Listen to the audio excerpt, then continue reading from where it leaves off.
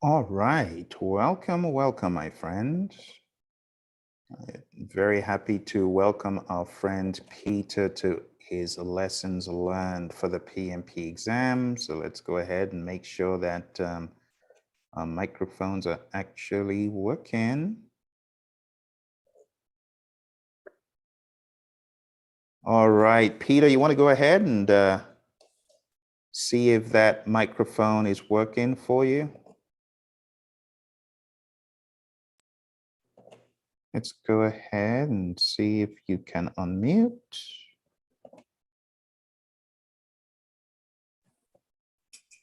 Okay, can you hear me now? I can hear you. Congratulations on your awesome performance on the exam. Thank you.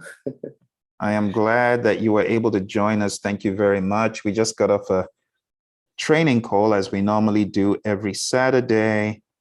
And Can imagine. we did talk about your performance, and I was given the rave reviews of you being in Agile and you being able to give us some articulation about how to prepare for this. So I'm really excited that you could join. So you direct me and tell me when to go to the next slide so I move accordingly. Okay. Well, good afternoon, everyone. And yeah, it's my pleasure to be here, to share what my journey to being a PMP was like. And of course, if you could tap into one or two things that could be of help as well to you. But before I move ahead, I don't know if Phil, you maybe you see something different in my name, right? Did you see the PSM? Yeah. Oh, PSM. Wow. When did you do that?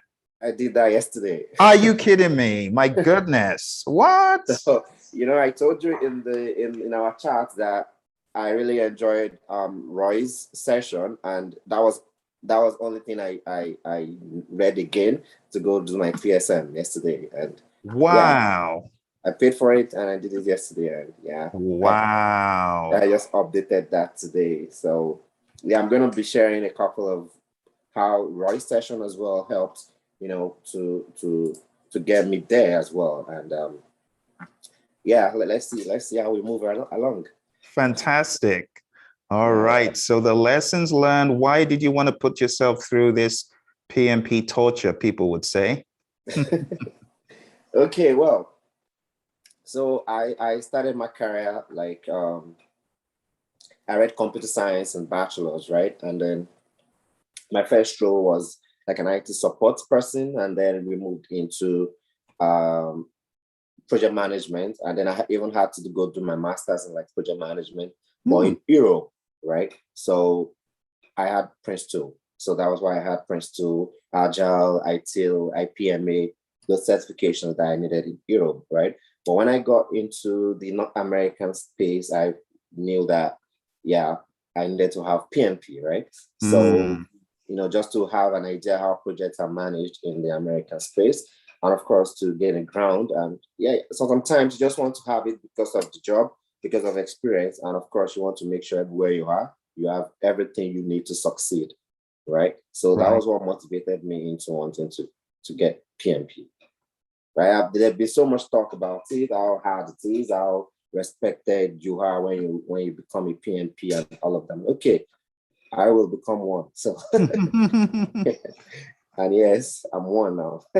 Lovely, lovely. So does this differ more from the IPMA in terms of rigor, or would you say it's almost the same in terms of rigor or less? No, it's not the same. PMP has more weight than no. They can't. It's not comparable. Gotcha. I did my Prince 2 in a week. Like I went for the training. Like I started on a Monday. By Wednesday, I did the foundation. That Thursday, Friday, I did practitioner and I passed. Wow, wow. You cannot try that with PMP.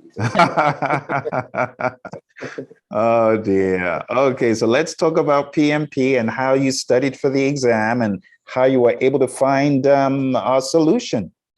Okay, so I'm going to make a story. I like to, answer questions with stories, right? So to get here, what I did first of all was to identify a need for me to have PMP, right? And then I paid for the exam before I even found you. Wow. Right. So I made sure I'm going to write PMP no matter what by August, mid of August. All right. So I started looking out and I found you on YouTube. And when I found you, I just knew I was going to come to Praizion straight away. Wow. And then I messaged you, and then you answered that there was no live session at the time, I guess probably because of COVID. And then there was the prep camp where you can study on your own. And I said, okay, I'm going to get that. So I had in mind I was going to get the 3-month plan. So I scaled back from August. So I knew I needed to get it by June. So I can have June, July, and then August. So what was I doing before then? I was reading my good book, as you say, right? So I read this guy a lot of times, like twice actually, finished it twice. And I was watching a lot of your free YouTube videos, right? Before I even paid for the session, for the prep. So that was why I studied.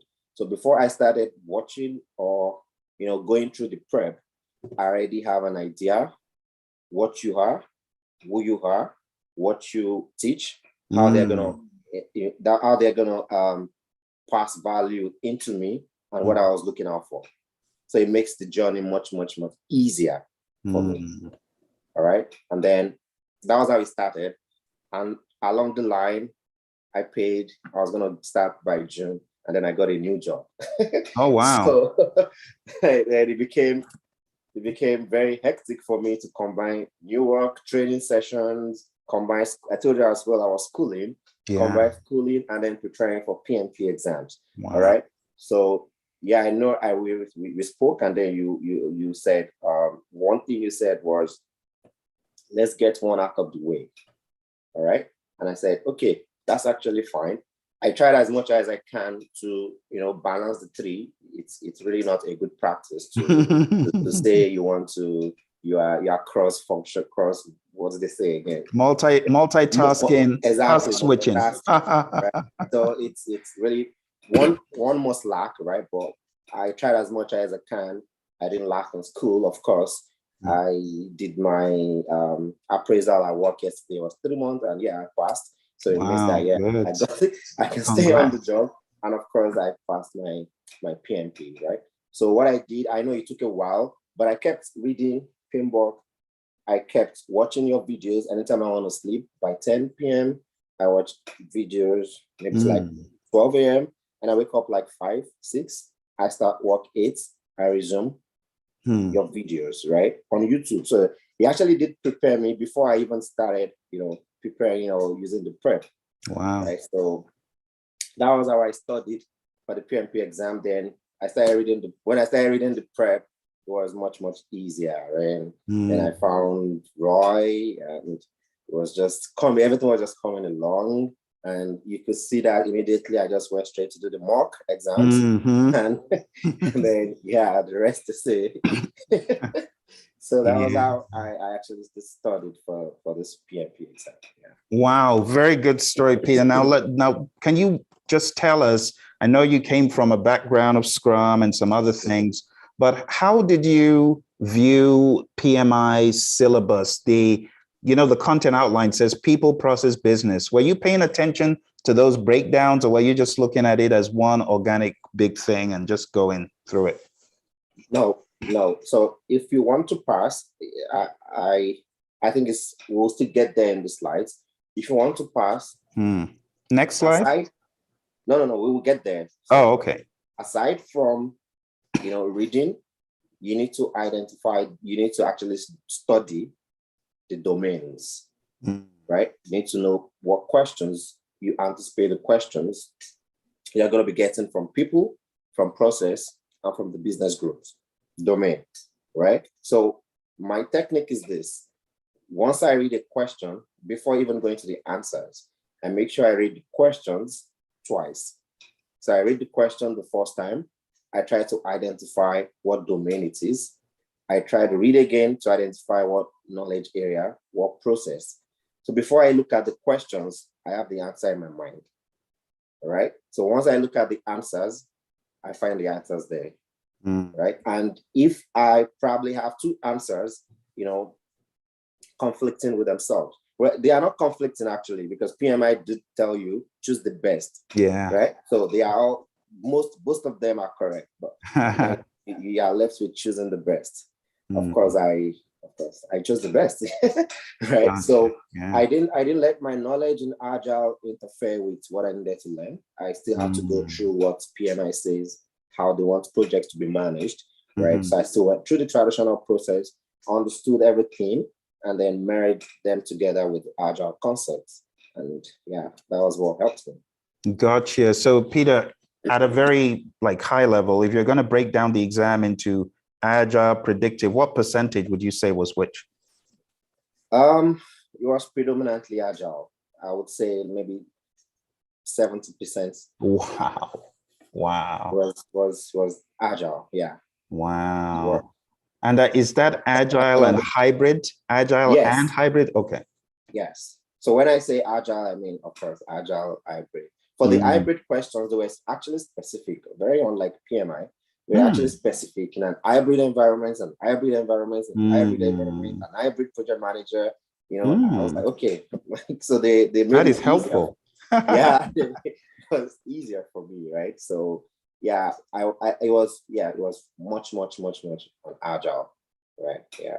That is comforting to know that PMI is trying to help people. So there's no gray area. You cannot say you were confused. It said it's hybrid. Yeah. So gotcha. Very good. Let's talk about this annoying topic, ITTOs. And I say that in jest, but what do you think about the ITTOs? Can you walk us through? Okay. So like I put here, right?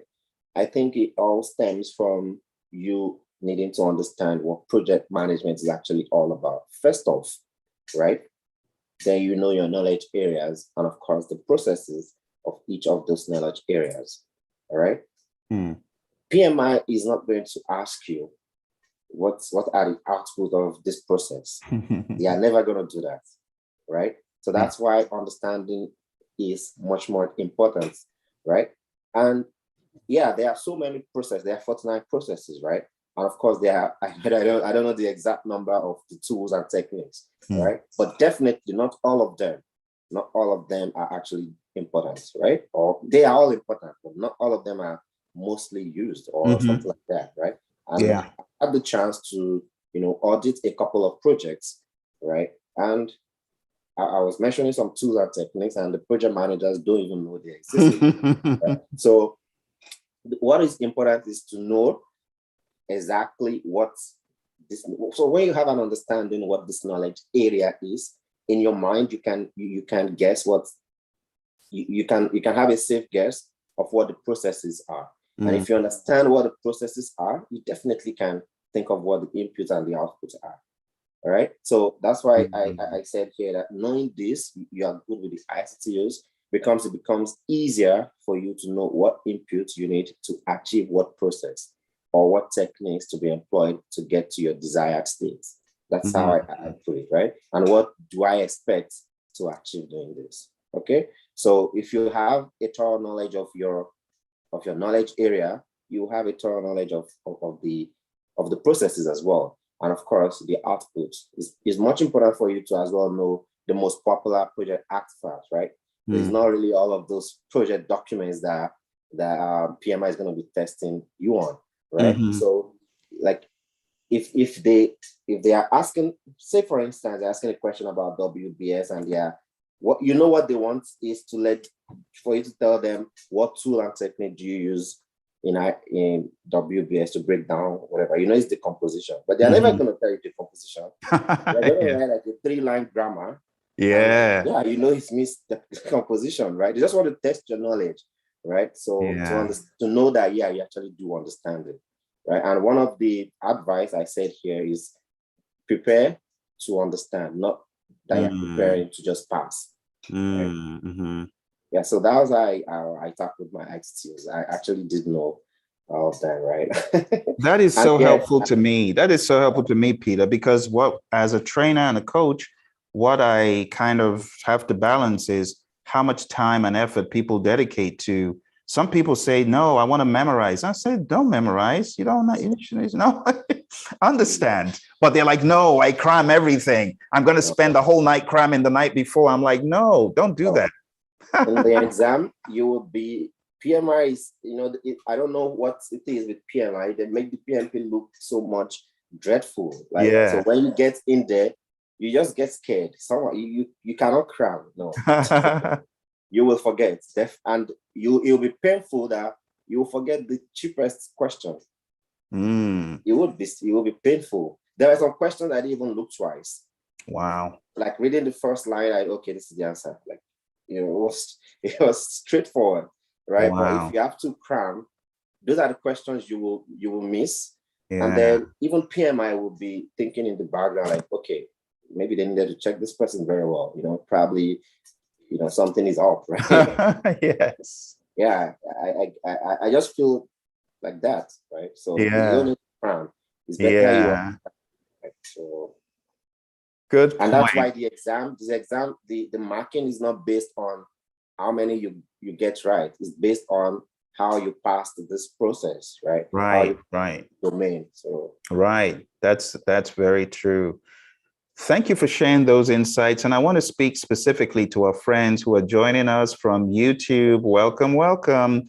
You heard what Peter said in the very beginning. He decided to take the exam and then he decided to commit to the course. So those of you that haven't decided on taking the exam, I want to encourage you to.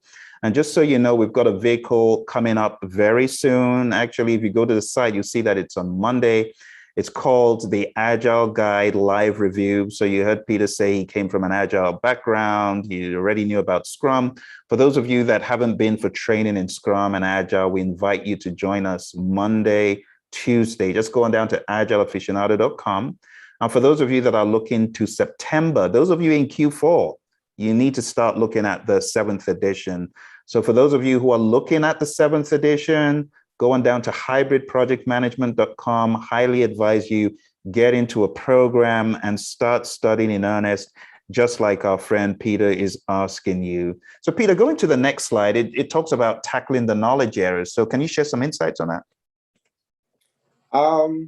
Yes, knowledge area is actually very simple, right? For me.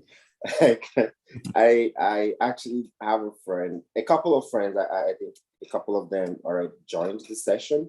So I tackle knowledge area in this way. I do like a project. You conceive a project in your mind, right? And I'll give the same example I used when I talk to my colleague that I've been talking to about project management. I told her, decide you want to buy a Tesla. I want to buy my house by end of next year.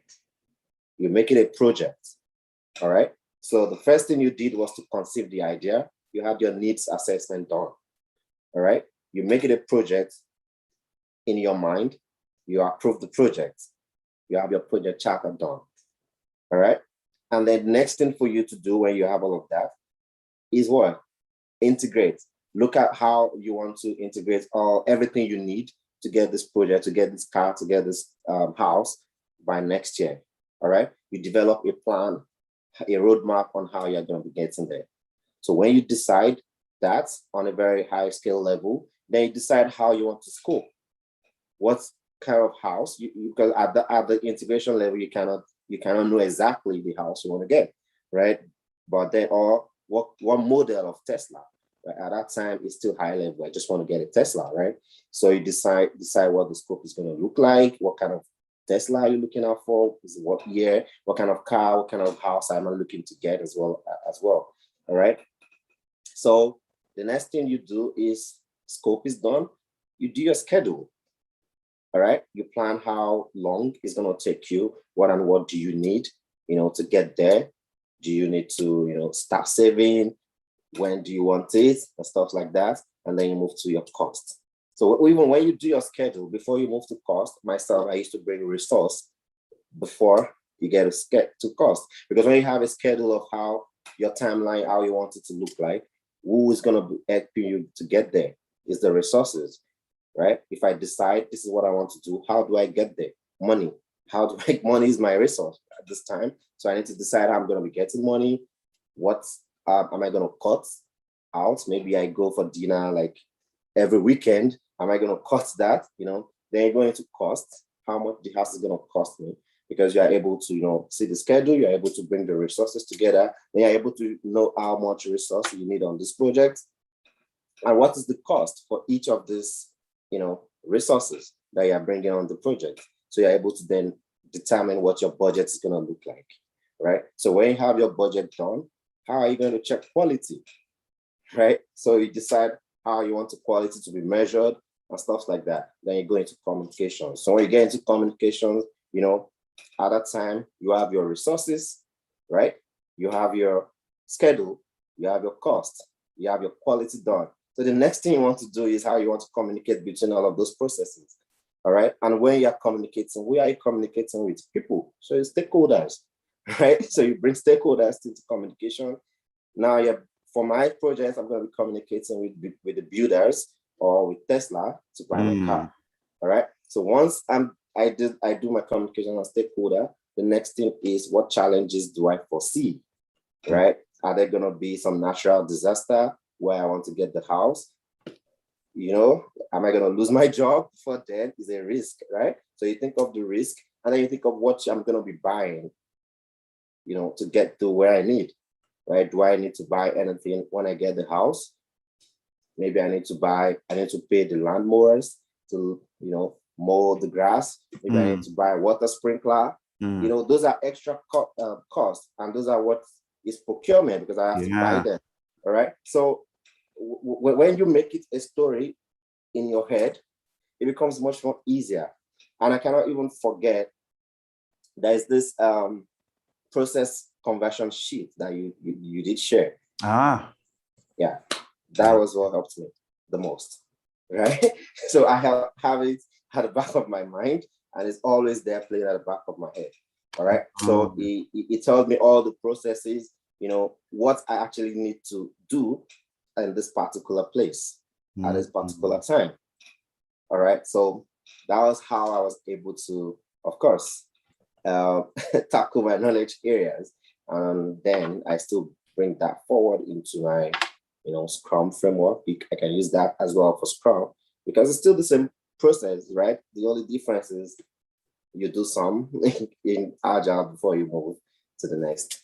Absolutely. That is so helpful, Peter. Do you have that written down somewhere on a blog or a sheet somewhere, what you just narrated to us? So, well, I actually don't have it written somewhere, but yeah, I can actually make a story out of it if you definitely want. It would be nice, and it would help all of your friends and other people who are always asking you, well, what is the knowledge areas? Well, you just give them your story and they... it's very simple, actually. And that's why I wrote my first word there is simple. For me, it's very simple. Just conceive an idea in your head. Right? I love it. That's it. I love your can-do attitude. And I honestly think a lot of it just comes from people's personalities. Some people are like, oh, the knowledge areas, they are big. The pinball, help. No, break it down. I love how you said make it into a project, because after all, it is project management, and you are a project manager, people, and that's what you're trying to do. So I really like your approach. Good stuff. All right. And our friends here, if you have any questions for Peter, please ask. Please ask. Okay. Questions in our friends in YouTube or our friends here on Zoom, don't hesitate. So I'm itching to get to this next one, Peter. You want to walk us through the exam? Did you take it at home or where? Yes, I took it at home. Yeah. Yeah. Walk us through what happened when you decided, okay, it's showtime. Then you turn on all the equipment. Did everything work smoothly, working up to the proctor join in and all that other stuff?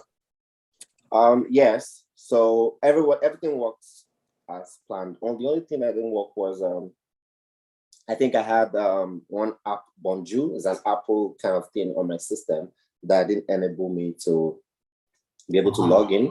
right? So from the back end, they deleted the application. So I told them to uninstall the application. That was the only thing, all right? But then let me share the story how the exam went. So like I said, I paid for the exam way back in March, right? So I knew I was going to write it, whatever happens, by August 15. Okay. So I prepared and all of that. But a day leading to the exam, I wasn't doing anything. I purposely fixed the exam on a Sunday, right? So I can have Friday to rest, and Saturday as well, to rest after work. And I was basically not doing anything. I was relaxed, sleeping. I slept late, actually. I was watching Arsenal's football matches and stuff like that. Then I slept. I woke up on Sunday morning. I had the exam for 8 a.m. I woke up like 5:30 a.m. and stuff like that. I prepared the room because I have to make a picture of the room to them. So I prepared the room to be free of anything, right? And went back to sleep, woke up again, started playing FIFA. I like it. Yeah, I started playing FIFA until 7:30. And wow, that you took it to the extreme. I told people to have a good time the night before. You did it all the way to the exam. Wow. Yeah, you actually need to relieve yourself of the stress, right? And just go there, sit down with the mindset that you're passing it, right? Be relaxed as much as you can. Have a positive mindset that you're passing it is going to help you. And of course, the first question always, for me, it always matter, right? I always make sure, no matter what, I don't care how many minutes I spend on the first question, I'm getting it right. No matter what, because it's going to actually help me as I go along, right? If I'm not confident in my first question, it's going to affect my confidence throughout the examination, right? So I make sure my first question is, even if the answer is wrong, but I'm convinced within myself that it's right? So you've done your best. I like that. That's a new one. Good job. Yeah. So that's how I navigated the exam. And of course, I said here, take each question as they come, right? I've said this before. First thing you want to do is understand the question, understand the domain it's from. Is very important. That's very important. Understand the domain it's from, understand what process, what knowledge area. Then you're good. If you're able to identify all of those things, it streamlines your answer options, right? And then that's it. So pacing, how many questions per hour? Time management. This is very important, right? There are 180 questions. So what I did was to divide that into 90 questions, divide the time as well. I don't even know. I never knew when there's going to be the break, right? I just started working. And then the first break came, I think, at 60 minutes, or I'm not quite sure. Maybe I was supposed to have done like 60 questions. I'm not quite sure. I'm not sure. I can't remember. But yeah, I knew I was far off where I should be at the time, right? I only marked 2 questions for review, right? I was taking my time, actually, but I did knew what I was doing, right? I knew the answers I was picking were right? So yes, I went for the break. And then when I came back like 2 minutes earlier, and I paced straight away, and I gave myself time. So I was able to figure out, okay, if I'm taking the first break at 60 questions, maybe I'm going to be taking the second break at 120 when I get to 120, right? So at that time, that was when I gained momentum. And I don't know what happened. That time was pretty much agile. I was just clicking, and I was just going smoothly. I didn't mark any for review. It was just very fine for me. And then I took the second break. Now, there's a reason why I took that break, right? I was in momentum, right? I could decide not to take the break and just get this done quickly, right? But I don't want to be overconfident. I don't want to be complacent. I'm going to actually take the break to calm myself, cool down, right? Good. I know I was doing well, but I don't know what PMI is thinking. Right? So I know this answer is correct, but what if they say it's not the best answer, right? Because they always look for the best answer. So I needed to slow down, and I took the second break. So that was how I managed my time. And of course, I finished like 30 minutes before time. Wow. Yeah. And I Wow. only had like 3 questions for review. Mm. Even by the time so this is the good thing. By the time I was finishing, those questions I marked for review became even easier. So when I went back to them, in my head, I was laughing like, how did I mark this for review actually?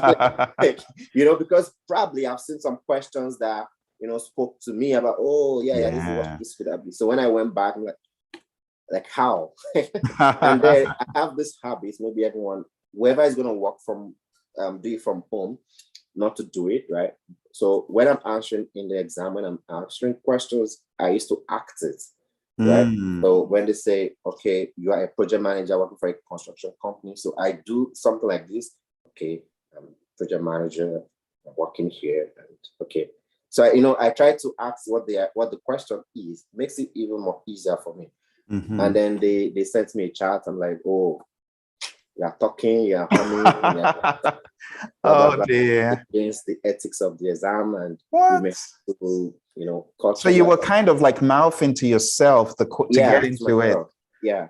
So I told them I live alone, like, and I have to, like, this is how I pass. Like, this is how even if I'm in a center doing it, I will still murmur, right? That is how.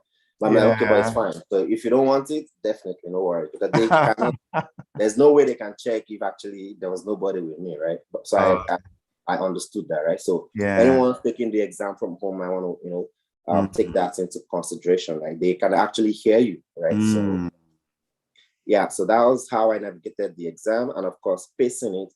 Yeah, the breaks is very important, right? And the breaks are free, right? They're not going to pay. Yeah, they are free. Yeah. Okay. Just take it. Even if you are feeling bad currently about the exam, you may need a breather, right? Just take it, take water, stretch, walk down the room or whatever it is. Come back, you come back refreshed, all right? Or if you're acing it, you need to actually check it. You need to actually, calm down and, just go do it. So that's for taking the breaks. And how much time left? Yeah, I had close to 30 minutes. Wow. So you were, that is really quick. So you were answering questions on average 1 minute, 5 seconds, maybe something like that. Yeah. That's quick. That's quick. So people are going to ask the question, as everyone does, oh, did you buy this test bank or this test bank? So I know people want to know. Why don't you tell them? I don't have money to waste. This is what I read. I must tell you guys this. I did not read a line from. So you know that we don't see you, Peter. So you need to tell them, since we can't see you, you need to tell them. No, we've not been able to see you since we started. Oh my. So I wasn't sure. Oh, now we can see you. There he is. I'm so sorry. I thought you were, Sorry. Now we can see you. Okay. This is what I read. Wow. And I did a lot of markings. You can see all of this, but I took some of them off because I have people who would do PMP. I don't want to confuse them with my own style of reading, right? So I took all of that off. And what I did again was this. I write a lot. Oh, okay. So let me get a zoom of that. Let's see that closer. So that's a notebook. Yeah, this is a notebook for myself on Agile. I have for some of the calculations, the formulas. You see my EMV1. Oh wow! Right? you went into it. Yeah, I did something like that as well for critical parts. We'll get there for questions. That's so. Peter, tell us this one about critical paths, because a lot of folks say, I'm having heart palpitations about critical paths. Do I need to know it? Can I just skip it? What would you say to them? So in the exam, they probably will not be drawing this thing and tell you to find the critical path. It's the interpretations they want to know. Like PMI, that's why it's dreadful. They want to test you on That's why I said prepare to understand, not prepare to pass. Gotcha. Right? They don't have time. These people setting the questions are professionals. They've been in this, they've been in this field for so long. They know they know how to test you, right? Yeah. So you don't have to stress yourself about, just make sure you understand the concept. Yeah. What is needed. Make sure you understand it, and it just becomes easy. It flows naturally, right? And this is where I had some of the processes, stuff like that, and the tools and techniques for each of them, right? And I what I like about what you're presenting, Peter, you went through, because we call it a master class. You became a master of the content, whether PMI was going to ask it in this form or not. You'd mastered it. Yeah. That is awesome. Yeah. Like, again, please, I don't know how to say this. Please. You're sounding like your buddy Phil now. just stick to, because if you are paying hundreds of dollars, to buy something, you trust that thing. That's why you're buying it. So why do you want to seek information from someone else? It means you only bought it because you feel, okay, let me just buy this and watch it. Even Agile preaches just enough information. Yeah, you don't need all the detail. Just enough detail for you to pass. Right? You don't need all the details. That's why even Agile preach to you. So because many people have different concepts, right? Of how they teach. You don't want to have Phil and Roy's concept and then go get another concept from somewhere else. And you find out that you see some answers, you see some questions, you answer A, someone else answers B, and then they try to justify that. Just stick with what you have, right? Just have anyone can make mistakes, right? Yeah. Just stick to what you have. Get the understanding, get the knowledge, right? And that will put you in good stead for the exam. Absolutely. I tell people there's no need for you to go outside. I like the fact that you show these two books, because this is you are a product of the process, because we always tell people stick to what you're given. Don't go giving Jeff Bezos more of your money. He already has enough. Why do you want to buy all the books on Amazon? That's dumb. And then you can't study them. And then you're like, oh, well, this one says this one says this. Exactly. It becomes too much information. You're just gonna no, you don't need, you don't need that. Just enough information. Just PMI was sensible when they said this is what you need to pass the exam. Yeah. Right? They know what they are doing, right? Yeah. And of course, study your exam content. Exactly. That's where the questions are going to be coming from, right? Yeah. So Peter, to make it clear, because people are like, oh, you mean all he did is Praizion material? Yes. Yes. That's all Peter did. So those of you that are on the course right now, you're hearing it from Peter. That's what he did. So you watch the videos, and then you took, I was quite surprised at your speed of getting to the mark, because we have students that have been on the program for like 6 months. Some, hey, you're watching me. You've been on the program for 3 years. You have not taken the mock exam. Some of you have been on the program for 1 year. Peter got to the mock exam. Maybe I need to tell them this. I took my exam when I was just 35% completion for the masterclass, right? Such was the effectiveness of the course, right? There are over 100 hours of content there. You probably might not need up to 100 hours. Just get what you need. Identify, So you need that's it about project management. You need to first of all do a needs assessment of yourself. First, criticize yourself, know where what your strengths are, where you lack, and what you need to improve, and go get it. Right? Just go get it. Like I don't know. the master class did masters anyways. Wow. Right? Thank you for the rave reviews. I didn't need to. There was no cost for me to go to any other thing. And I there's no point going to answer 100 or 1,000 questions. 1,000 question banks. No. Those questions, I can wake up as I am now. I can wake up and come up with 200 questions. And like, we don't even know where those exactly. I can start posting everything questions in Google, even with wrong answers. Thank you for bringing this up, Peter, because I want to speak to a lot of folks out there.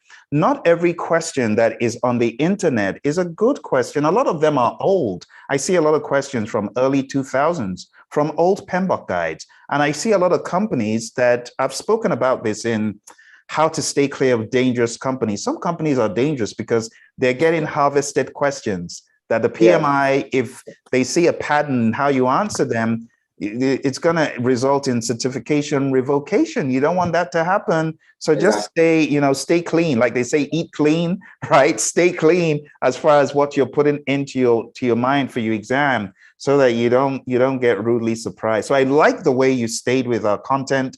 I like the way you stayed with the mock exam. You didn't confuse yourself, and look at the great results. I mean, when I'm like, he's already done it. You were just telling me you're doing a course in college. How are you? Was it a master's or was it a certificate? What were you doing in college? It was a postgraduate certificate. Wow. And you were I had able. master's already, so I just wanted to do. Wow. Beef up. Well, you're obviously a lifelong learner. So when I knew that you were still doing college stuff, I'm like, wow, he's busy. So I didn't expect the quick turnaround. So what did you do? Did you decide to prioritize and not context switch, or what? No, I actually didn't. So I actually felt that I needed to prioritize, right? And there was no way I could prioritize my work because it's new. And I did prioritize over the school, but then I was still giving it my all, right? Luckily, my classes are most times in the evening after work, right? So I close from work at 4, I join the class maybe 5 to 7. Wow. And I still have like 5 hours of the day. And because of COVID, right? I'm always with my book. And sometimes I think you shared an MP3 file with us. Sometimes I take a walk and listen to that. Instead of opening my book, because sometimes I get tired, navigating my 2 screens, my office system, my personal laptop and stuff like that. So I don't want to look at anything again, because I know by 10 a.m. I'm still going to bed with my iPad, right? So I just take a walk, like 1 hour, listening to the MP3 file. Did you enjoy the MP3, the Project Management Audio Digest? Sure. And let me say this again, right? For everyone that's here, with Praizion, I'm not. This is not a commercial. They didn't pay me for it. But if you are getting someone who dedicated, like 2 masters, one is taking the predictive, and another person is taking agile. I seriously don't know what else you want, right? I would not go to a trainer that's gonna say, "Oh, I'm a master in both of them." No way, no, you cannot. No, you cannot. You cannot. Yeah, you may be, but no, I wouldn't take you serious, right? But if you are telling me, okay, we have a master for this session that's going to take you this, I believe you more, all right? Absolutely. And that's what that stood out with Praizion. Absolutely, yeah. Roy is a master. He's a real master of the craft.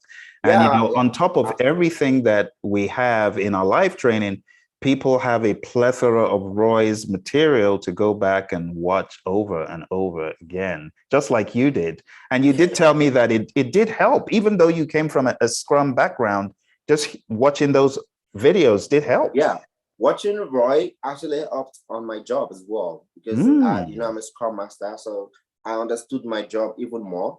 And I just straight away went to write my PSM. Wow.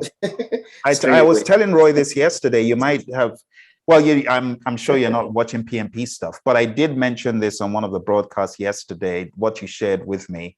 I did tell Roy, and he's always excited to hear, because we know that a lot of people do not go into Scrum as much as we do in this course. In fact, a lot of training, they're saying like, okay, we have this big old PMBOK guide. Now I'm going to give you 3 hours of Agile. What, is that all? Just 3 hours? No. No, because Agile, it's the course is very short, right? It looks like it's very short, but it's actually complex. It is. Yeah. Very complex. It's not simple the way you look at it, right? Because you need to actually understand it before you can start answering any question on it or practicing it, right? So, Peter, we got a question for you from Celestine. And Celestine on YouTube is asking, says, I have a question for you. Is it necessary to follow the knowledge areas sequentially as listed in the PMBOK? So I would say no, personally for me, right? The way it was listed in the PMBOK guide is nice, right? It actually follows the project management, how projects should be managed, all right? But if you had joined earlier, I don't know, and you listened to my story about how I manage projects inside of myself, you will see after schedule, I jumped into resource, right? Because if I'm already able to estimate, my schedule and how I want the project done, the next thing is the people that I'm leading on the project.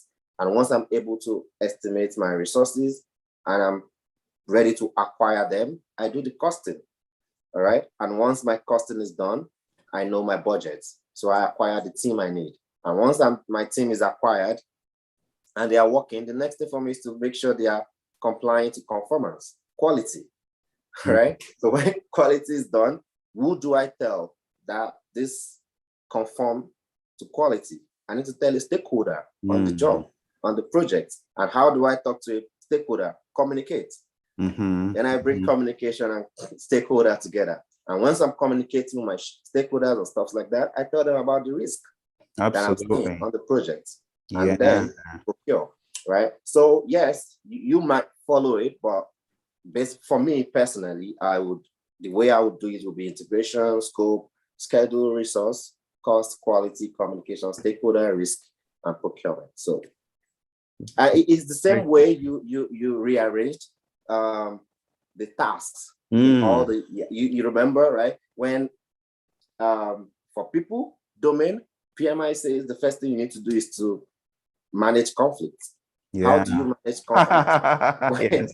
When you don't have a team. When you don't have a team, what conflict do you want to manage, right? Yes. No, so you just have to, above all, it's just understand. PMI is not going to test you on the sequence. No, nope. That's true. They're going to test you on the sequence. They are going to test your understanding of each of the knowledge area and how you apply it in a real scenario. Absolutely. Absolutely. Yeah. Thank you for that. That was a good question, Celestine, because we have a lot of people who think, oh, it has to be rigid. No, like Peter said, and I like your example because you talk about how you shifted from schedule to resource, and they're complementary areas which are far apart in the PMBOK guide. But if you look at the looping of stuff, it just makes sense because you got your schedule, but you also need to think about your resources before you lock it down. And then before you think about locking down cost, you should have thought about resources. So the PMI is not going to ask you which knowledge area comes next. Oh, no. They're not going to do that. They're not going to do that. So this has been extremely informative to me. Those of you on the call via Zoom, I want you to continue asking the questions that you have. But Peter, moving forward to the next slide, you've already kind of broken down people, process, business, but then you have some really cool reflections that I'd like you to go over. Can you go over these? Yes, I will, definitely. So the first thing, my advice is this.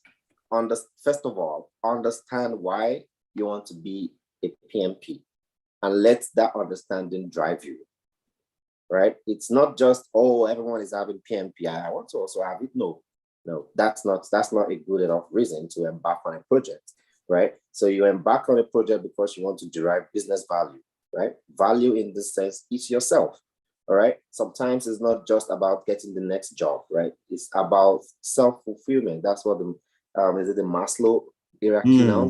Yeah. So understand why you want to be a PMP and let it drive you. That's the first thing you need to do, all right? And then I mentioned that you prepare to understand, prepare to know, right? Prepare. These people that wrote the PMBOK guide, all these guys are humans, right? They are humans, and they didn't become PMP by, they actually have to study. So every resource that they put into doing that, you as well could do it, right? So prepare to understand and not just, oh, I want to pass the exam and that's it. No, all right? Thank you, Peter. I didn't ask you to say this, but one of my pet peeves about, let's go full camera. Hey, I know some of you are not going to like this, but it has to be said. All right. Some of you Oh, my goodness. Some people say this thing is worthless. I didn't read it. I didn't study it for my exam. And I passed. Yay. No, you should be ashamed to say that because you are not a master of the profession through the lens of PMI. And you should be because you're a PMP. So read the thing. Peter, let's be honest. So we both come from academic backgrounds. Haven't you seen worse books than this in your career? Like thicker than this, worse? Definitely. But this book is actually very nice and enjoyable to read. It has a pattern. Yeah, I think so. I think so. So please, my friends out there that listen to people who say, oh, I passed the PMP in 2 weeks. I passed the PMP in 1 week and I didn't even read this. I didn't even read, I heard someone say on social media, I almost lost it yesterday. Someone said, you know what? I didn't even take any mock exam. I just went into PMP and I passed it. Seriously? How is that helping anyone? How is that helping people that have worked and worked? People always like to show, oh, I'm smart. No, you're not being nice to people. There's people that have learning disabilities that need to go over this, like in excruciating detail before it sticks. So how dare you, folks who are always gloating over PMI, they're just dumb. The PMBOK guide is dumb. It's a waste of time. Or it's just like a no, don't do it. So Peter, I like your point. Certain things trigger me. This was one of the triggering slides when you said prepare to understand, not just to pass. Yes, that is why we have the project management master class, to be a master. So I like how you were showing your book and it had a critical path. And I'm like, wow, this guy did everything. He did what we teach. And when you go into the real world, you will always be an asset, as evidenced by your recent review. You nailed it because you're an asset to your organization. You get what I'm saying? Yeah. Sorry to go off on a tangent. No worries. Oh dear. Yeah. So I think the next was follow the plan. So if you don't have a plan for yourself, how you want to study, then you should follow the plan, right? So I was mentioning that I got my job in between preparing for the exam, and then I was not reading for a while, but I had a plan of how I want to read. So even when I said I was not reading, it means I was not reading the masterclass, but of course I was watching YouTube, right? I was watching YouTube, listening to the MP3 and keeping myself abreast of everything I need to learn, all right? So when it became like 6 weeks to the exam, then I drew a plan of what I need to learn per week. I don't know where the plan actually drew it. I don't know where it is right now. We would love to see it. Maybe when you find it, just send a picture. Yeah, I'll send it to you, right? Yeah. So I drew a plan of how I want to study, how much time I want to spend on the traditional part of it, how much time I want to spend on Agile, and how much time I want to spend doing the questions, and how much time I want to spend reviewing. All right. But one thing I want to mention in review, when you review the right answers. So even if you get the answer right, review why that answer is right, because your review might be wrong. What you feel makes this answer correct might actually be wrong, right? So that was what helped me. And I knew I was going to write the exam. I knew I was ready for the exam when I see a question and I can analyze, why Phil is asking me this question, right? That's the point to go to write the exam, right? That's why I said in the exam, I was reading the question like twice.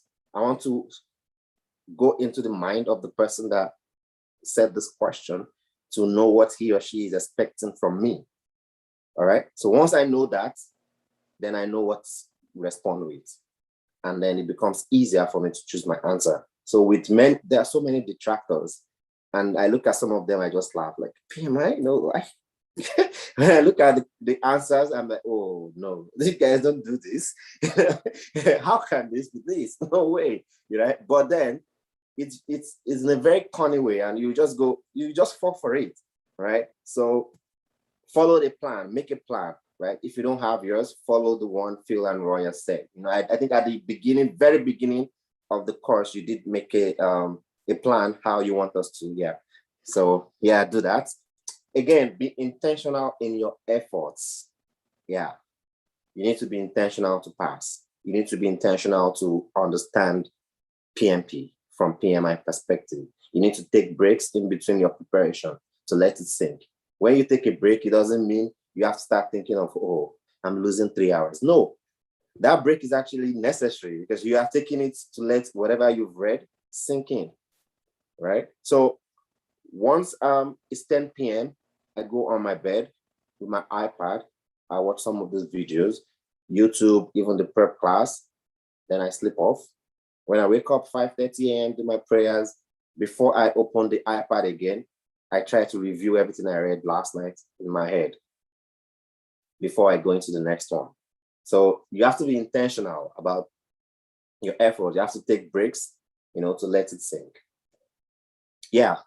So start brain revision, mapping 3 days to the exam. Yes. By 3 days to the exam, I don't expect you to, burning candles and looking for, page 555 of this thing. No. At that time, you are reviewing everything you've read in your mind. If possible, don't even look at the book again because the book is you have so many information here that it might easily confuse you. All right. And you don't want that to happen to you barely 2-3 days to the start of your exam. All right. So you do a brain revision of everything you've studied. If you feel you missed anything, you can go back to check, just to check, not to study it, just to check. Right. So you don't stress yourself. Right. Yeah. The next one I said, well, rest well prior exams. I played FIFA before writing my exam. Yeah, that's true. I actually did play FIFA on the day of exam, right? Until 30 minutes before the exam. So yeah, read questions. Yeah, I wouldn't say you should do that, but that's how I prepare, right? And yeah, it works for me. But it's very good that you rest very well. If you have to set the exam in the afternoon, I don't like setting it for afternoon because you're gonna be caught up with so many things during the day. Do it straight away. When you wake up, 8 a.m. I agree. And I agree. And I know people have different styles. Some people say, Phil, but the only available part. So what I tell people who say, well, the only available time was this, well, practice at that time of the day, maybe before you get in, right? Yeah. So, and yeah, if you cannot sit for 4 hours, there were times I stood up and I was stretching while writing the exam, right? If they are watching me, so I'm not doing anything outside, so they knew that I was only stretching myself, and then read questions thoroughly. Yeah, I've hammered on this. You need to understand the question from the perspective of the questioner, right?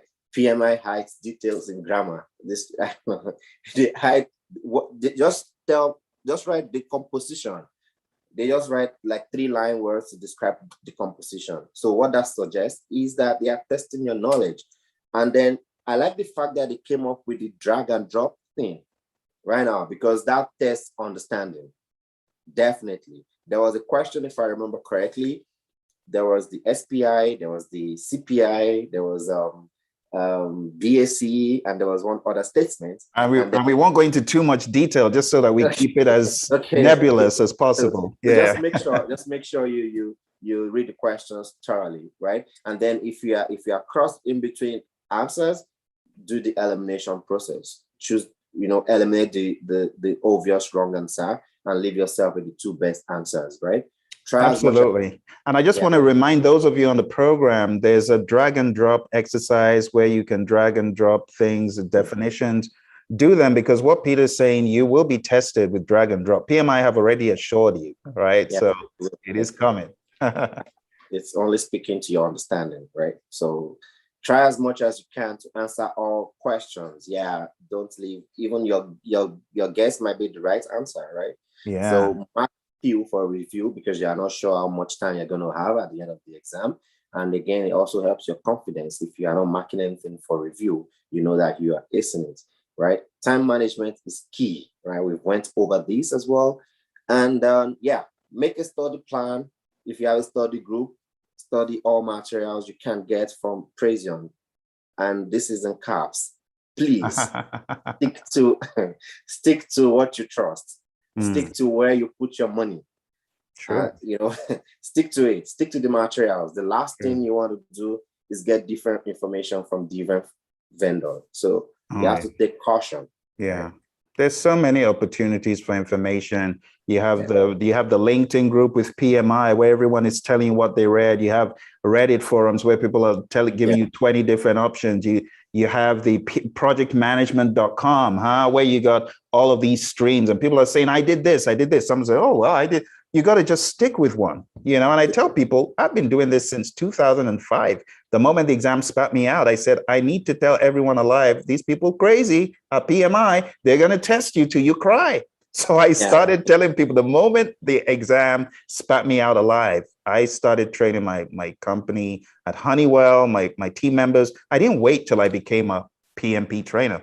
This is a passion. Similar to I see you have a passion and you want to help people. And honestly, don't go all over the place, folks, because you will get confused. There are some people that go all around the world of PMP using every trainer, every material under the sun, and then they're back at square one. They're like, you know what? I didn't even learn anything. And they spent thousands. That's not a good way to proceed. So this is not me because I'm from Praizion. And I would say if you have a credible person that has been doing this for a while, stick with that person. If you're with a trainer right now, right, that is credible, stick with it. Don't stop bouncing all over the place. Okay, but if you're starting the journey, I would love to be your coach, and so would Roy. So come on the program. You will be very happy to have be careful as well, right? Because I don't know how the artificial intelligence kind of thing work with Google and Facebook and stuff like that. Once they see that you open something on YouTube, the next ads you're seeing on your phone, on your tablet, and the next thing you see is, oh, I just did my PMP and I passed 2 weeks using one person. Yeah. You're right. Just cool off straight away. Just cool off straight away. Yeah, and someone say, "Oh, I can teach you PMP in 3 days." Just know it's not possible. No way. Oh dear. I like the last point. Hindsight is 2020. What would you do differently? Yeah, I would have find you guys early. Well, I'm glad that you did, and I apologize. It's my job to make sure people find us quick, and I need to do some crazier stuff. Speaking of which, there's some people who don't know we have a podcast on Apple and Google, and it's free. And there are hundreds and hundreds of hours of PMP exam training. It's called the PMP Exam Radio Show. Okay, it's free. Almost every other day, I'm putting out new content. So those of you on right now that haven't subscribed to PMP Exam Radio Show, go to that link. Those of you on YouTube, it's free. It's a podcast. So all I'm doing is sharing like real raw information that's going to help you. So go there, sign up, subscribe. And you see, I just put out an Agile quiz last night.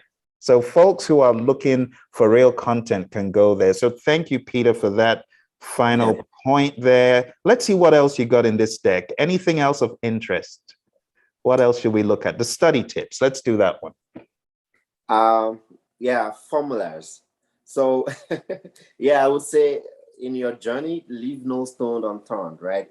They might not ask you in the exam, but nothing bad if you have an idea what it is, right?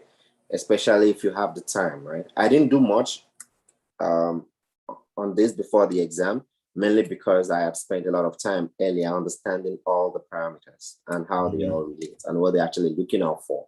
Like I showed you how I was solving and having all the calculations, right?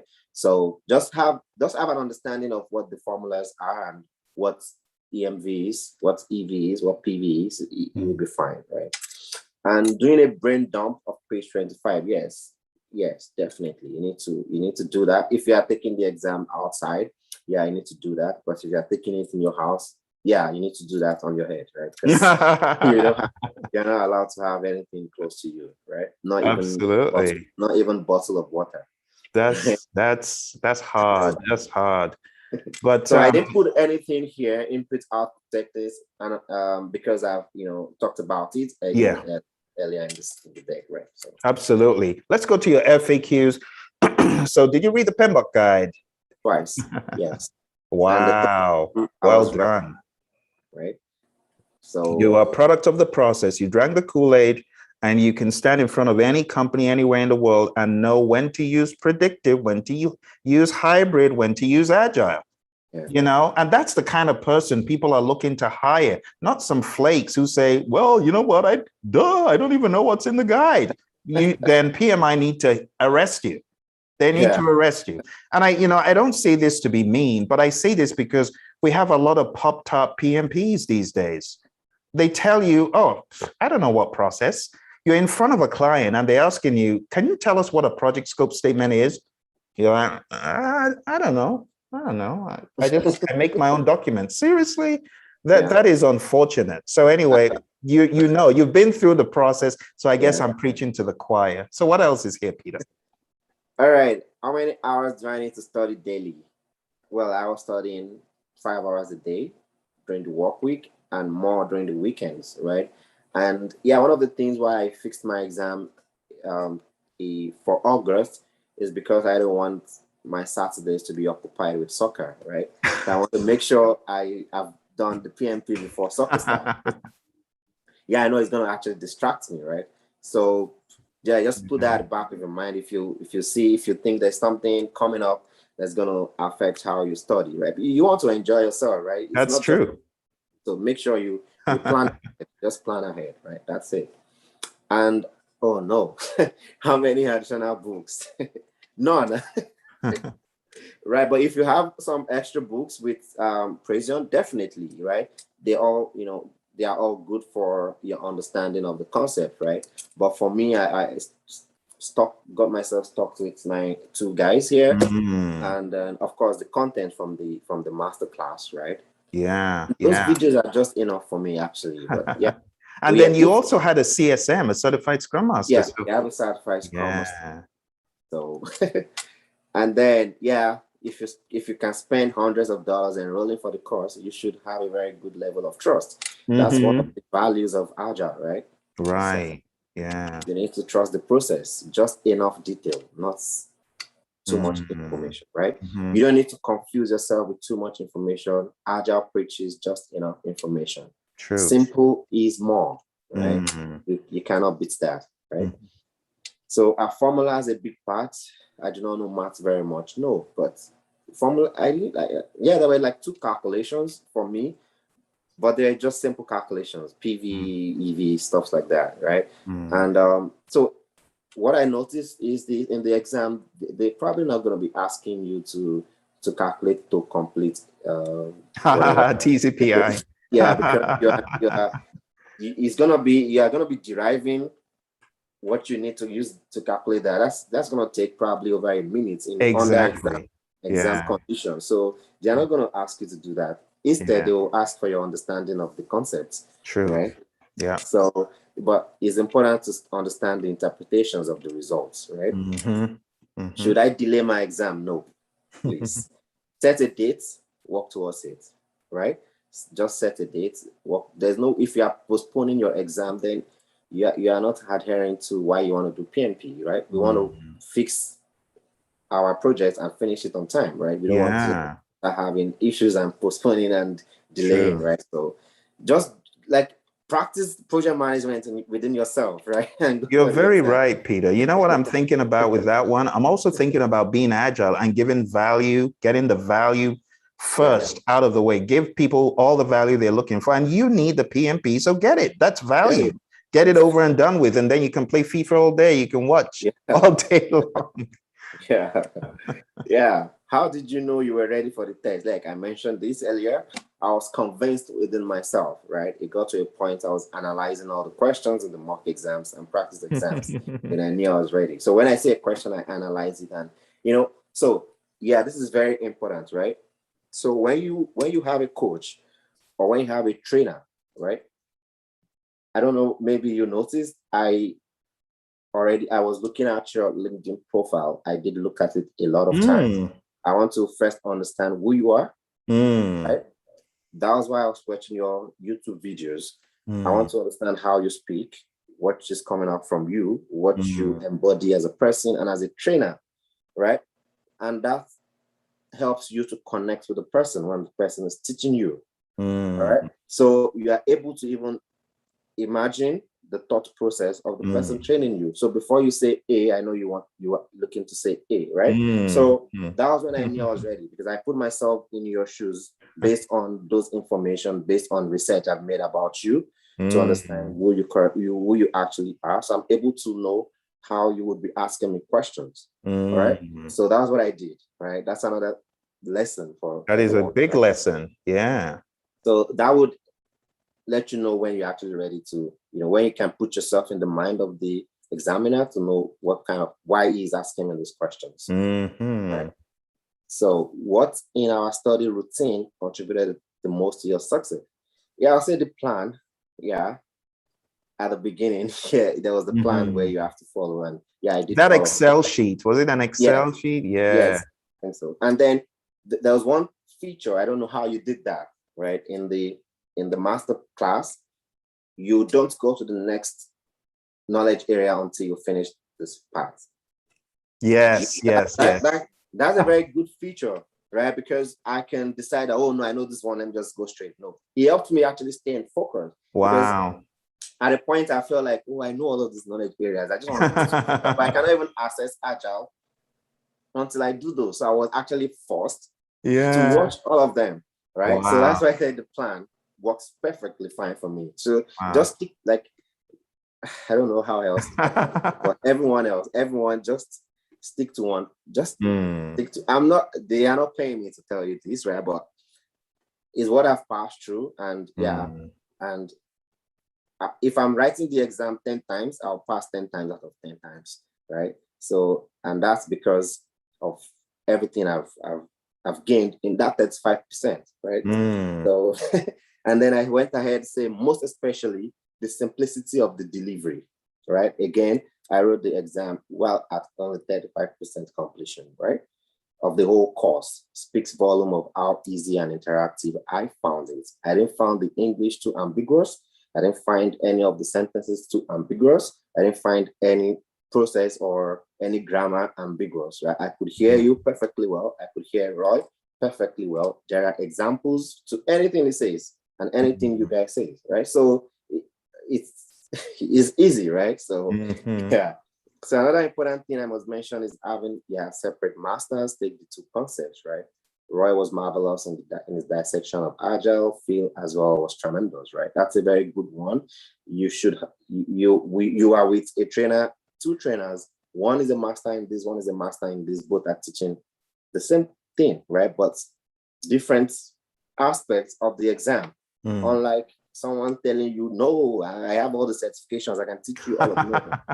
No, it's a very thin line between Agile and predictive, very thin line. So you can mix it up. Right? It's true. It's very, very easy to mix them up. Yeah. So overall, the prep was thoughtfully constructed. I would say that. I don't know how you were able to, come up with a 100 thing, but it was teamwork. Teamwork makes the dream work. Yeah. Okay. Thank you, Peter. Thank you. This is our fun place where we ask people on YouTube. Ask your question. This is why we do what we do, my friends. So Celestine asked that question, but we haven't gotten any other one from YouTube. And I think it might be because we want people who are asking questions to really subscribe. We've had some incidences where we've received a lot of bad spam during our live streams.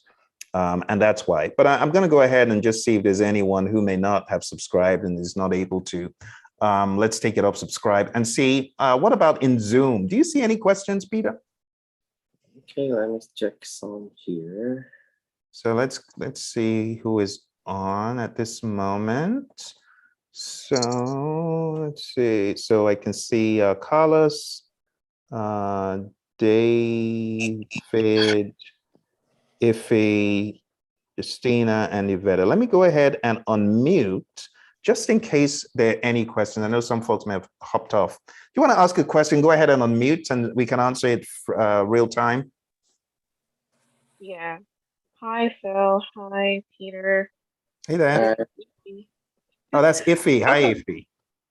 Yeah, I'm sorry. I was typing the storm for Phil. I didn't know we had the option of a verbal question because it's a long question. But okay, it's not a long question. We can narrow it down. I'm going to personalize it, and I need both of your input.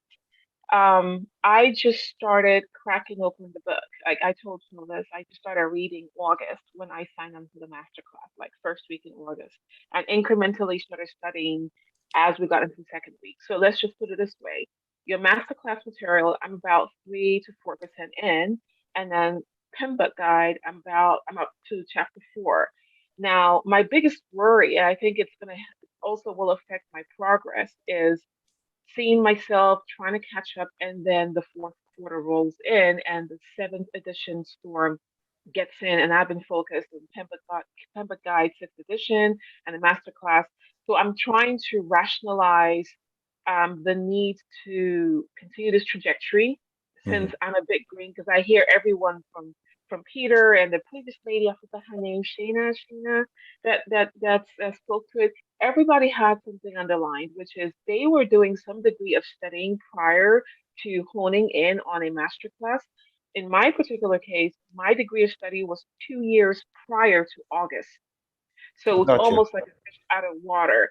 So Got you. to Yeah. that, yeah, my feasibility is I'm not sure. I'm not confident right So the master class is let me just be honest. It's it's almost, I would say, fail proof, because the things we ask you to do before we issue a certificate of completion, the things you have to do, they're very, very straightforward. You have to, we look for you to take all the modules up to a certain extent. So you are in a live option, iffy. So the live option is spun in such a way that if I do not see engagement, we're going to go after you. so, so yeah, you're doing great in the live class. You don't. All you need to do is the additions that Peter has told you. So you've got videos that you can watch in addition to the live class, but you also have those mock exams. And like I said, Peter jumped into the mock exam pretty quick. Start taking the mock exams, Iffy. That is how you build up confidence. So we've had, for example, we had someone come on this same program that Peter's talking about, this same masterclass. They watched the videos, they did 3 live sessions or 4, and that was it. After the 4 live sessions, they started watching all the videos on the masterclass portal on their own. Never been to training and stuff, even to the degree that Peter has said. They were not CSM, they were not. So whether you are or not, the program will, you heard what Peter said, find what you need and eat it. So if you're going through and you're like, wow, knowledge area integration is, then watch all the videos and you will succeed. But I'm telling you, as your coach and your trainer, I'm telling you, you're doing well. Just do what I say, as far as a knowledge area a day keeps the PMP exam blues away. Just focus on studying daily. Put in time. You have, Peter, so on average, you were putting in, you have all these great certifications, but you were still putting in, from what I'm hearing, was it as many as, how many? 5 hours a day. 5 hours. How are you not going to succeed when you put in that amount of time, whether, you got a certificate or you don't? So it's foolproof. You see, if you put in that amount of time, you're going to succeed. Now, I know we're going to count the coursework you've done, Iffy. Come into the courses. So that counts for a lot as well. You and I have spoken for 3 hours today. That's something. So the major takeaway, this boils down to what Peter shared earlier, the major takeaway. You know what it is? Trust the process. Yeah. Trust. Yeah. No one has failed on our watch through the masterclass. No one. Why do you think? Of course, you're not going to fail. It's not going to happen. You are right where you need to be. You're doing well. We still have a boot camp on Monday, which I shared in the very beginning with people, the Agile aficionado site. We're going to be covering a ton of stuff there. So many of the things that we're going to be covering on Monday are things that Peter has watched as he went through the course. We're going to be covering them on Monday. So for those of you who are wondering, how do I join? Well, we have the Agile aficionado site. The course is spun in many ways. Some people do on demand. Some people do live. Whatever you do, we've got you covered. All right. So if you're struggling with Agile, again, Iffy, you're coming on Monday, aren't you? Right? Of course. Yeah, there you go. Look, let me do the worrying. And again, sorry to just add, if you don't have to actually think, oh, a couple people started reading before they joined the masterclass. No, that's I was doing that because I didn't have time because of my work and stuff like that, right? So you don't have to look at how I got there, just look at what I pitched, right? How I want you to, get there, not the way I got there, right? So you might have your own style, right? Just make sure you have a style, right? That's the only thing you need. Thank you, Iffy. Great question. We have a question from Haresh, our friend on YouTube. Any questions on MBTI? Well, we've heard from tons of people. Myers-Briggs is on the exam. So, I mean, even if Peter says he didn't get any, hey, you've heard from some people that said Myers-Briggs, just read it, right? So, Peter, Myers-Briggs.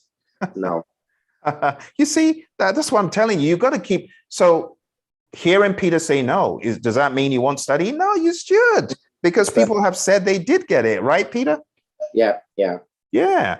And then Haresh says, which knowledge area was more focused? Haresh, let me ask the question again.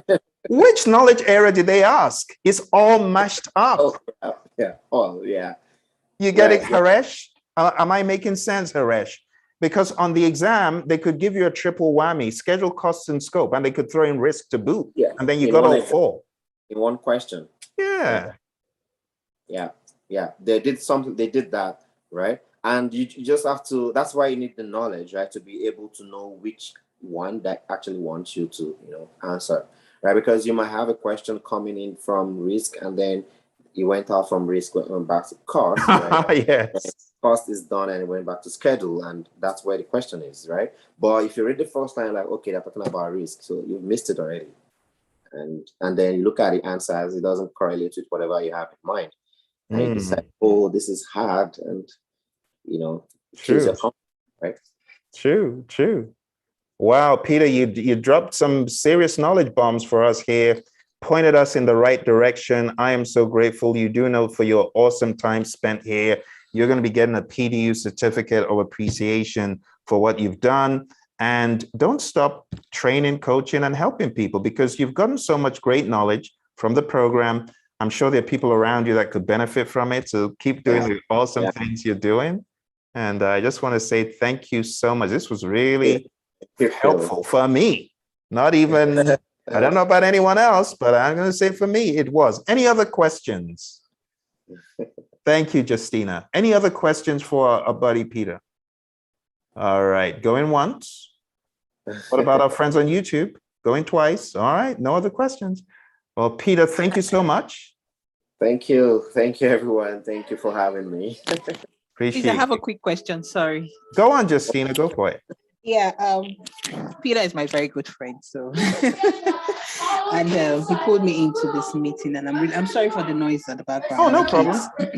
No problem. Okay, one question: how do I get into this boot camp or masterclass? Hit the link. Hit the link. Go to Praizion. So let me walk you through really quickly. Sure. All right. So thank you. If you go to the website Praizion.com, which is our main website, Praizion.com. As soon as you get there, when you scroll down, you're going to see some options. So we've got this Agile immersion that's on Monday, Tuesday. That's not the one Peter's was signed up for. This is an addition for people who want to do live. It's not this one, which is for the 7th edition, which I advise people who are taking it after October, you want to be in this, sign up. It's now at a crazy deal. But the one you really want to be on, Justina, is this one that he was on. So if you click on that, PMP exam with Agile, you see the photo of Roy and I there, click on that one. Okay, and it takes you to where you can sign up. This is on demand, no live instructor. You got to be really motivated like Peter has been. And then we have different tiers. You can do a 1 month, 2 months, or 3 months. But I'm telling you, there are many courses out there that just help you pass the exam. This will take you above and beyond just passing the exam. This will help you get a mindset. All right. So if you want to be on this, Yeah. let me just go ahead and type that in the chat for anyone Please. who is keen. You can study on demand. So are you self-motivated? Yeah, I am. Yeah, because I would Yeah. say you might want to wait until the October or November masterclass that is live. We don't have a live masterclass in September. Instead, Roy and I are going to be presenting Serving with the 7th edition. It's still a great one for anyone who wants to know about project management to pass the exam. So I would say for those people who are PMPs or who are getting ready for the exam and you know you're going to do it in Q4, you can throw this in. It's only gonna propel you, because whether you like it or not, PMI is gonna hybridize stuff, right? Yeah, They're gonna ask you hybrid stuff. So if you want to come on both of those programs, just go on, sign up.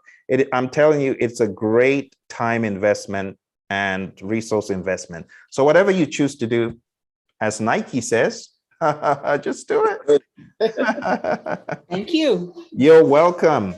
All right, my friends, I want to say a big thank you to Peter and everyone else who joined. Looking Phil. forward. Sorry. One more question. I'm sorry, Phil. I tossed this in the email, so I'm just saving you the time of going to the email. And Peter's on the phone too. Go by. In my letter question, I also had I need help. Study plan go by. For the likes of me, a visual of the possibility, don't mind me, the visual of the possibility of achieving these things are great because then I can mark my progress. So I know we have to talk about study plans. I think someone alluded to, I think it was Peter, who alluded to you had something that in your material. I can't. It's video number one. Video number one. So if you go into the platform, let me see if I can just pull out the actual. I think it might be either in Excel or in what's Google Doc. Peter, do you remember which one it was? Was it Google Docs or was it an Excel file? Do you remember? Oh, I'm trying to. I think it was just I can't even remember, and I'm part of the people who put it together. Okay, let's go in and take a look. Okay, here we go. Let me see if I can find it. I think it's at the beginning, right at the beginning of the essentials. So let me go in and it's right at the beginning. Yeah. Project PMP exam introduction thing. So okay. Exam introduction. Yeah. Okay. Let's see if I can find it.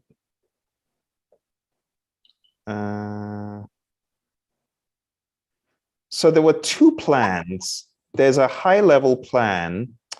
Let me see if I can send this to you. Was it there was a high level plan, Peter, broken down with boxes, chapter 1, 2, 3, and 4. Let me share this. Show that. That's what it is, right? Very high level plan. This one, is it this? Yes.